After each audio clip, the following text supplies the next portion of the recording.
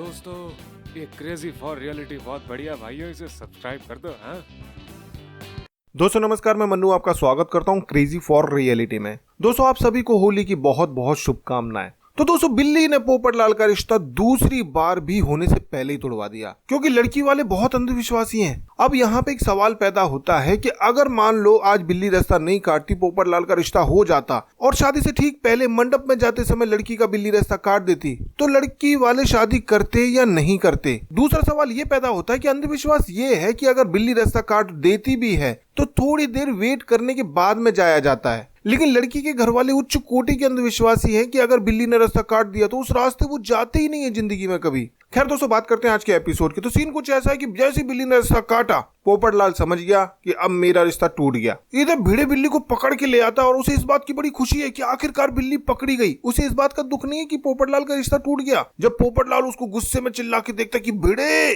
तब भिड़े को ध्यान आता है, अरे ये मैंने क्या कर दिया। लड़की के घर वाले रिश्ता करने से साफ मना कर देते, ऊपर से पोपटलाल की बेइज्जती भी कर देते कि तुम झूठे हो पत्रकार पोपटलाल, हम तो तुम्हें रोकने के लिए 5,000 रुपए का एनवेलप भी लेकर आए थे। और वो गुस्से में पैर पटकते हुए वापस जाने लगते हैं। पोपटलाल समझाने की बहुत कोशिश करता है, तारक मेहता, सोडी, सब लोग समझाने की बहुत कोशिश करते हैं, लेकिन लड़की का बाप इतना बड़ा अंधविश्वासी है कि वो इसी की एक नहीं मानता और उनके वापस जाते ही पोपटलाल का गुस्सा 7वें आसमान पे पहुंच जाता है। इधर दोस्तों जेठालाल अपने घर में सब जगह बिल्ली ढूंढ रहा है, उसको कहीं भी बिल्ली नहीं मिल रही है। चंपक चाचा कह रहे कि अरे एक बार और चेक कर ले, लेकिन जेठालाल चेक नहीं करता है। क्यों? क्योंकि चंपक चाचा को छींक नहीं आ रही है और वो उसे इस बात का सबूत मानता है कि अगर चंपक चाचा को छींक नहीं आ रही है, इसका मतलब बिल्ली घर में है नहीं। अरे भाई, थोड़ी देर पहले भी बार बार छींकें आ रही थी, जा रही थी, आ रही थी, जा रही थी, तब भी तो बिल्ली घर में ही थी ना।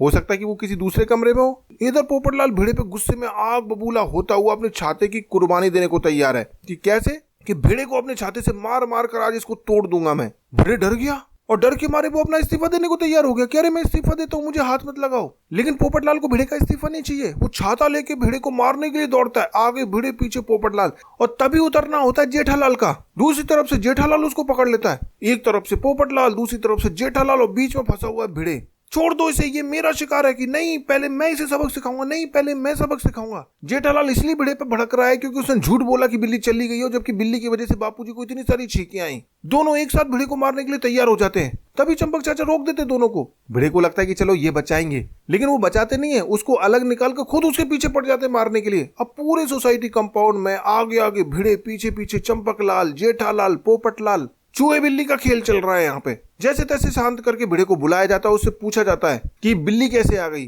तब तक अब्दुल आ जाता है और अब्दुल सारा इल्जाम अपने ऊपर ले लेता है कि सजा देनी है तो मुझे दो। लेकिन पोपटलाल कह रहा है कि नहीं, सोसाइटी का सेक्रेटरी भिड़े है, इसलिए ये भिड़े की गलती है। अब तारक मेहता, सोडी वगैरह सब लोग समझाते हैं चंपक चाचा को कि अरे बिल्ली तो जानवर है, जानवर तो कहीं भी आ जा सकता है, उसमें भिड़े क्या करेगा। तब चंपक चाचा की समझ में आती है। लेकिन दोस्तों यहाँ पे जेठालाल एक बहुत सही बात कहता है। जेठालाल कहता है कि अगर भिड़े को पता था कि पोपटलाल को देखने लड़की वाले आने वाले हैं, तो बिल्ली होने की खबर उसको पोपटलाल को देनी चाहिए थी, उसने छुपा के क्यों रखा। और ये बात बिल्कुल सही है। और भिड़े भी इस बात को एक्सेप्ट कर लेता है कि हाँ, उसे पता था कि सोसाइटी में बिल्ली है। अब पोपटलाल और गुस्सा हो जाता है कि अगर तुझे पता था सोसाइटी में बिल्ली है और मुझे देखने लड़की वाले आ रहे हैं, तो तूने मुझे बताया क्यों नहीं। वो भिड़े को मारने वाला होता ही है, तब तक चंपक चाचा रोक देते हैं कि तू भिड़े को हाथ नहीं लगाएगा। अब भिड़े को हाथ लगाने के लिए मना कर दिया तो पोपटलाल उसके सखाराम की हेडलाइट तोड़ने की बात करता है। भिड़े पोपटलाल को पकड़ लेता है, उसको रोकता है ऐसा करने के लिए, लेकिन पोपटलाल मानता नहीं, वो तो पहुंच जाता है और सखाराम की हेडलाइट तोड़ने वाला होते ही कि तब तक भिड़े उसका छाता पकड़ लेता है। अब ये सब ड्रामा देख रहे हैं टप्पू और गोली पोपटलाल की बालकनी से, और उनको अपने आप में गिल्टी फील होता है कि हमारी वजह से इतना सब कुछ ड्रामा हो रहा है, इतना बड़ा झगड़ा हो रहा है। तो वहां से आवाज लगा के सबको रोक देते हैं। और जैसे सब लोग ऊपर देखते हैं टप्पू और गोली को पोपटलाल की बालकनी में, तो सब लोग शॉक्ड हो जाते हैं कि ये लोग वहां क्या कर रहे हैं। कि हम नीचे आके बताएंगे। टप्पू सेना आके जरा दरवाजा खोल दो। अरे लो मेरी चाबी ले जाओ। कि नहीं नहीं, चाबी हमारे पास है। अब पोपटलाल के साथ में सोसाइटी वाले भी शॉक्ड हो जाते हैं कि पोपटलाल के घर की डुप्लीकेट चाबी इनके पास में कहां से आई। और थोड़ी देर के बाद में टप्पू सेना मुंह लटका के सोसाइटी कंपाउंड में सबके सामने आके खड़ी हो जाती है। अब दोस्तों अगले एपिसोड में देखना बड़ा दिलचस्प होगा, जब टप्पू सेना सारी बातें पूरी सोसाइटी वालों को अच्छे से समझा देगी और पोपटलाल इस बात को लेकर बहुत गुस्सा होगा और जिंदगी भर कभी बात न करने का फैसला ले लेगा। अब दोस्तों सवाल ये पैदा होता है कि पोपटलाल का गुस्सा कैसे कम होगा और क्या पोपटलाल का रिश्ता टूटने में भिड़े की थोड़ी बहुत गलती थी या नहीं। आप इस बारे में क्या सोचते हैं, अपनी राय कमेंट बॉक्स में जरूर लिखिए। नीचे जो ये रेड कलर का सब्सक्राइब बटन और बेल आइकन दिख रहा है, दोनों पर एक एक क्लिक जरूर कर दीजिए। वीडियो पसंद आया हो तो लाइक कीजिए, शेयर कीजिए और देखते रहिए क्रेजी फॉर रियलिटी।